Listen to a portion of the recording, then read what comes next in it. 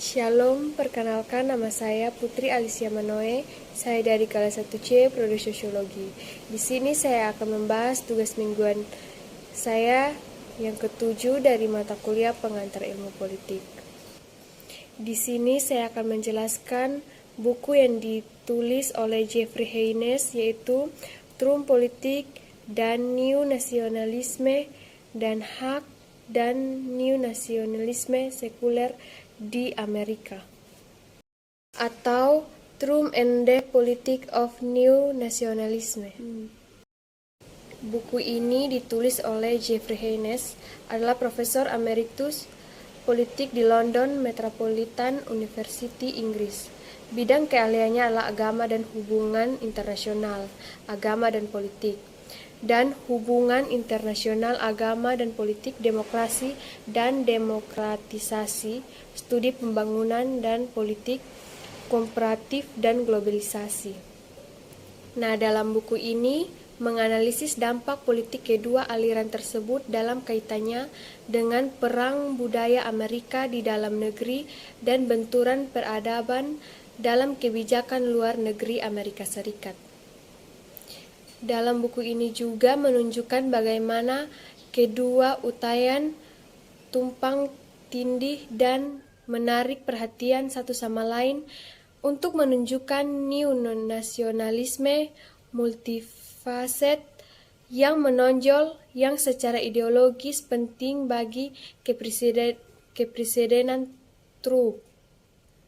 Nah, penulis menekankan bahwa fenomena Trump telah dibangun selama beberapa dekade dan kepresidenan Trump telah menggunakan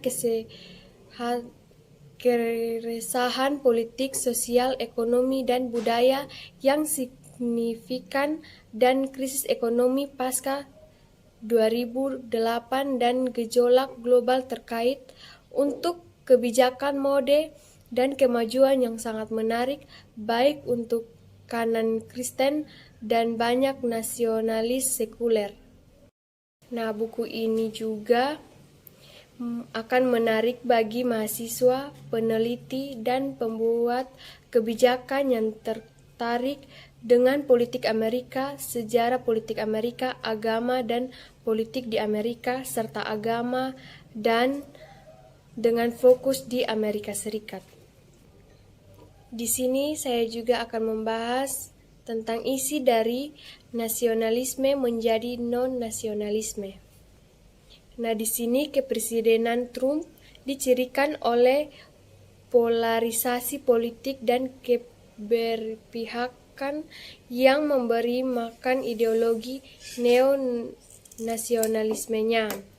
Nah, di sini menggambarkan pada keduanya nasionalisme Kristen dan nasionalisme sekuler.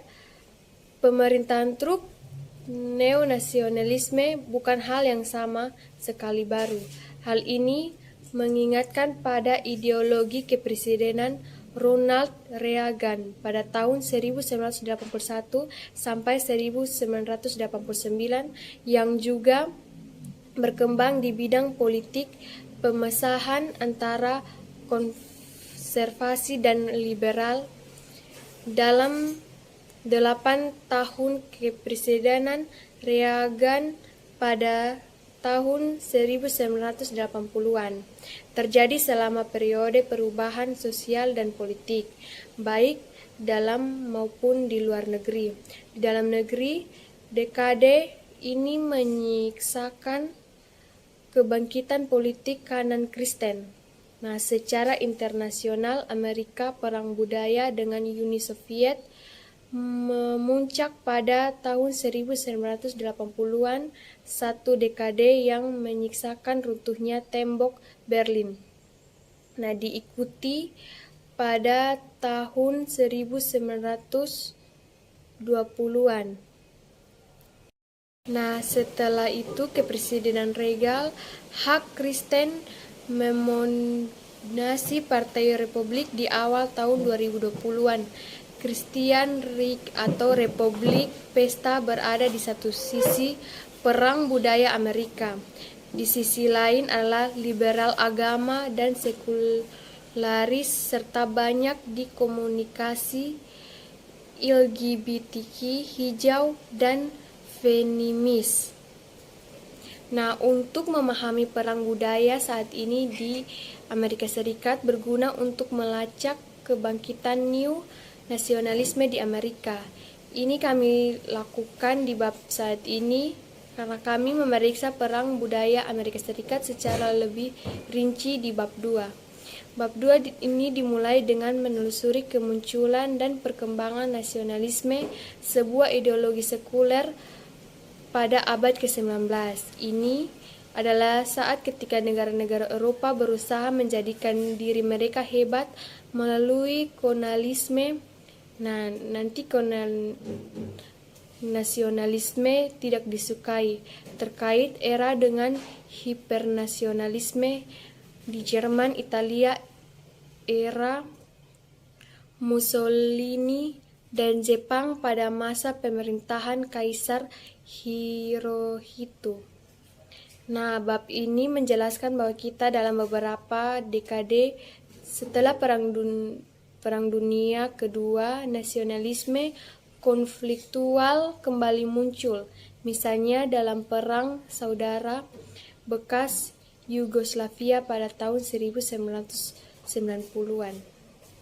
Nah, seiring berjalannya waktu, nasionalisme berkembang menjadi neo-nasionalisme yang menghubungkan masalah agama, budaya, dan sekuler. Akhirnya, bab ini menjelaskan bahwa neo-nasionalisme tidak sama di mana-mana.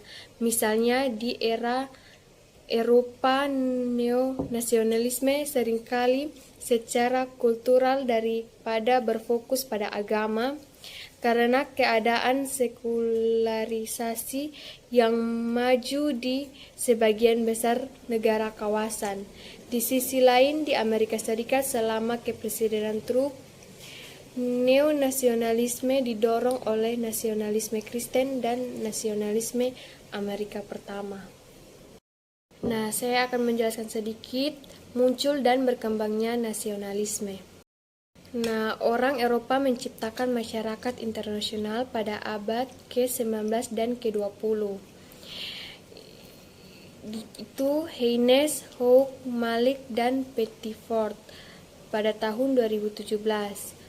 Konsekuen untuk akuisisi wilayah asing yang luas, kekuasaan Eropa, terutama Prancis dan Inggris, berusaha menyebarkan institusi dan nilai-nilai politik mereka melalui kolonialisme dan imperialisme.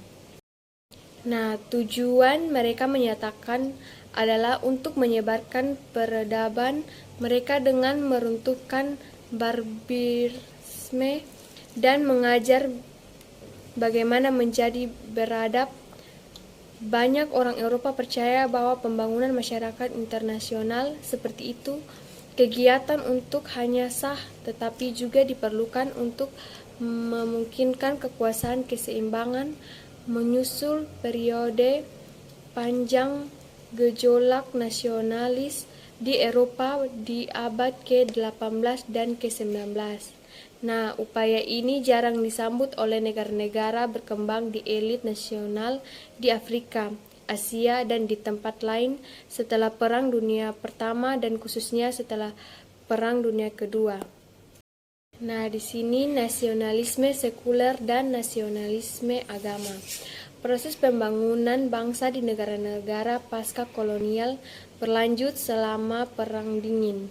Beberapa berusaha untuk mengembangkan dengan menghubungkan ideologis, diplomatis secara militer, dan finansial dengan salah satu negara adidaya, baik Amerika Serikat atau Uni Soviet. Nah, hubungan ini bagaimanapun pada dasarnya dipertanyakan oleh runtuhnya tembok Berlin pada November 1989 dan runtuhnya Uni Soviet secara tiba-tiba pada bulan Desember tahun 1991. Nah, tampaknya bagi banyak orang Perang Dingin akan diikuti oleh kemenangan universal, demokrasi liberal, dan kapitalisme gaya Barat memandang fase kerjasama baru hubungan internasional tatanan dunia baru berdasarkan nilai-nilai Barat dengan meningkatkannya mungkin universal legitimasi. Nah, sebagai gantinya, yang baru kekacauan dunia sedang berkembang, ditandai dengan bentrokan nasionalisme yang serius di beberapa negara terutama bekas Yugoslavia dan Ethiopia. Nah, sebuah dekade kemudian peristiwa pada tanggal 11 September 2001 dengan tugas mengakhiri periode singkat utopianisme liberal internasionalis. Sekian dari penjelasan saya, sekian dan terima kasih.